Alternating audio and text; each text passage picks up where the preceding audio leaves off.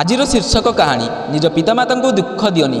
ବିବାହର ବାସର ରାତି ସେଜ ଉପରେ ବସିଥିବା ଜଣେ ସ୍ତ୍ରୀଙ୍କ ସ୍ୱାମୀ ଯେତେବେଳେ ଏକ ଭୋଜନ ଥାଳି ସହିତ ଭିତରକୁ ଆସିଲେ, ସେହି କୋଠରୀଟି ସେହି ସୁସ୍ୱାଦୁ ଖାଦ୍ୟର ସୁଗନ୍ଧରେ ପରିପୂର୍ଣ୍ଣ ହୋଇଗଲା।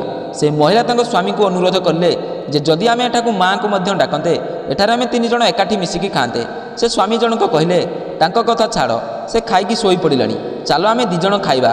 ସ୍ତ୍ରୀ ଜଣକ ପୁନର୍ବାର ତାଙ୍କ ସ୍ୱାମୀଙ୍କୁ କହିଲେ, ନା ମୁଁ ତାଙ୍କୁ ଖାଇଥିବାର ଦେଖି ନାହିଁ। ତାପରେ ସ୍ୱାମୀ ଜଣକ ଉତ୍ତର ଦେଲେ, ତୁମେ କାହିଁକି ଜିଦ୍ ଧରିଛ? ସେ ବିବାହ କାମରେ ଥକି ଯାଇଛନ୍ତି, ସେଥିପାଇଁ ସେ ନିଶ୍ଚୟ ଶୋଇଥିବେ। ତାଙ୍କୁ ନିଦରୁ ଉଠାଇଲେ ତାଙ୍କ ନିଦ ଭାଙ୍ଗିଯିବ, ତେଣୁ ତାଙ୍କର ନିଦ ଭାଙ୍ଗିଲେ ସେ ନିଜେ ହିଁ ଉଠିକି ଖାଇବେ। ତୁମେ ଆସ, ଆମେ ପ୍ରେମ ସହିତ ଖାଦ୍ୟ ଖାଇବା। ସେ ମହିଳା ଏକଥା ଶୁଣିକି ତୁରନ୍ତ ଛାଡ଼ପତ୍ର କରିବାକୁ ସ୍ଥିର କଲେ ଏବଂ ଛାଡ଼ପତ୍ର ହେବା ପରେ ସେ ଦ୍ୱିତୀୟ ଥର ବିବାହ କଲେ ଏବଂ ଏଠାରେ ତାଙ୍କର ପ୍ରଥମ ସ୍ୱାମୀ ମଧ୍ୟ ଦ୍ୱିତୀୟ ଥର ବିବାହ କଲେ।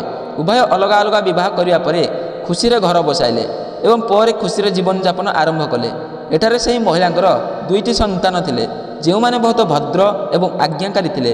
ବହୁ ବର୍ଷ ବିତିଗଲା ପରେ ଦିନେ ସେ ମହିଳା ନିଜ ପୁଅମାନଙ୍କ ସହିତ ବିଭିନ୍ନ ତୀର୍ଥସ୍ଥାନ କରିବା ନିମନ୍ତେ ଭ୍ରମଣରେ ବାହାରିଲେ। ଗୋଟିଏ ଜାଗାରେ ମା ଏବଂ ପୁଅ ଖାଦ୍ୟ ଖାଇବା ପାଇଁ ରହିଲେ ଏବଂ ତାଙ୍କ ପୁଅ ଖାଇବା ପରସିକି ମାଆଙ୍କୁ ଖାଇବାକୁ ଡାକିଲେ। ଏହି ସମୟରେ ସେ ମହିଳାଙ୍କ ନଜର ତାଙ୍କ ସାମ୍ନାରେ ଥିବା ଦରିଦ୍ର ଭୋକିଲା ଏବଂ ମହିଳା ବୃଦ୍ଧ ଜଣଙ୍କ ଉପରେ ପଡ଼ିଲା, ଯିଏକି ତାଙ୍କର ଏହି ଖାଦ୍ୟ ଏବଂ ପୁଅମାନଙ୍କୁ ଅତି ନିର୍ନିମେଷ ଆଖିରେ ଦେଖୁଥିଲା। ସେହି ମହିଳାଙ୍କୁ ସେହି ବୃଦ୍ଧ ଉପରେ ଦୟା ଆସିଗଲା ଏବଂ ସେ ତାଙ୍କ ପୁଅମାନଙ୍କୁ କହିଲେ, ଯାହା ପ୍ରଥମେ ସେହି ବୃଦ୍ଧଙ୍କୁ ସ୍ନାନ କରାଅ ଏବଂ ତାଙ୍କୁ ପୋଷାକ ଦିଅ, ତାପରେ ଆମେ ସମସ୍ତେ ଏକାଠି ଖାଇବା। ଯେତେବେଳେ ପୁଅମାନେ ସେ ବୃଦ୍ଧଙ୍କୁ ଗାଧୋଇ ଦେଲେ ଏବଂ ନୂତନ ପୋଷାକ ପିନ୍ଧାଇ ଦେଲେ, ତାଙ୍କ ମାଆଙ୍କ ଆଗକୁ ଆଣିଲେ, ସେତେବେଳେ ସେ ସ୍ତ୍ରୀ ଜଣକ ଆଶ୍ଚର୍ଯ୍ୟ ହୋଇଗଲେ। ସେ ବୃଦ୍ଧ ସେ ହିଁ ଥିଲେ ଯାହାଙ୍କଠାରୁ ସେ ବିବାହ ରାତ୍ରିରେ ଛାଡ଼ପତ୍ର ନେଇଥିଲେ। ସେ ତାଙ୍କୁ ପଚାରିଲେ, ତୁମର କ'ଣ ହେଲା ଯେ ତୁମର ଅବସ୍ଥା ଏତେ ଦୁଃଖଦାୟକ ହୋଇଗଲା? ତାପରେ ବୃଦ୍ଧ ଜଣକ ମୁହଁ ପୋତି କହିଲେ, ମୋର ସବୁ କିଛି ଥିଲେ ମଧ୍ୟ ମୋ ପିଲା ମୋତେ ଖାଇବାକୁ ଦେଲେନି, ମୋତେ ଘୃଣା କଲେ, ମୋତେ ଘରୁ ବାହାର କରିଦେଲେ।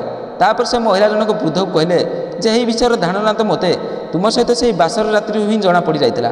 ଯେତେବେଳେ ତୁମେ ତୁମର ବୃଦ୍ଧ ମାତାଙ୍କୁ ପ୍ରଥମେ ଖାଇବାକୁ ଦେବା ପରିବର୍ତ୍ତେ ତୁମେ ମୋ ରୁମ୍କୁ ଖାଦ୍ୟ ଥାଳି ନେଇ ଆସିଥିଲ ଏବଂ ମୋର ବାରମ୍ବାର ଅନୁରୋଧ ସତ୍ତ୍ୱେ ମଧ୍ୟ ତୁମେ ତୁମ ମାଆଙ୍କୁ ଅସମ୍ମାନ କରିଲ। ତୁମେ ଆଜି ସେହି କର୍ମର ଫଳ ଭୋଗ କରୁଛ। ତୁମ ପିତାମାତାଙ୍କ ସହିତ ତୁମର ଆଚରଣ ଏପରି ଏକ କାହାଣୀ ଯାହା ତୁମେ ଲେଖିଥାଅ, କିନ୍ତୁ ତୁମର ପିଲାମାନେ ତାହାକୁ ତୁମକୁ ପଢ଼ାଇ ଶୁଣାଇଥାନ୍ତି। ଯେପରି ବ୍ୟବହାର ଆମେ ଆମ ଗୁରୁଜନମାନଙ୍କ ସହିତ କରିବା, ତାକୁ ଦେଖି ଆମ ପିଲାମାନଙ୍କ ଠାରେ ମଧ୍ୟ ସେହି ବ୍ୟବହାରର ବିକାଶ ହେବ।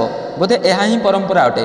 ମନେ ରଖିବେ, ଯଦି ପିତାମାତା କ୍ରୋଧିତ ହୁଅନ୍ତି, ତେବେ ଭଗବାନ ମଧ୍ୟ କ୍ରୋଧିତ ହୁଅନ୍ତି। ବନ୍ଧୁଗଣ, ଆପଣମାନେ ଯଦି ଏହି କାହାଣୀରୁ କିଛି ଶିଖିବାକୁ ପାଇଲେ, ତ ଏହି ଭିଡ଼ିଓକୁ ଲାଇକ୍ କରିନେବେ ଏବଂ ଏଭଳି କାହାଣୀ ଶୁଣିବା ପାଇଁ ଆମ ଚ୍ୟାନେଲକୁ ମଧ୍ୟ ସବସ୍କ୍ରାଇବ୍ କରିନେବେ। ଧନ୍ୟବାଦ। ଦେଖା ହେବା ଏକ ନୂତନ ଅଧ୍ୟାୟରେ।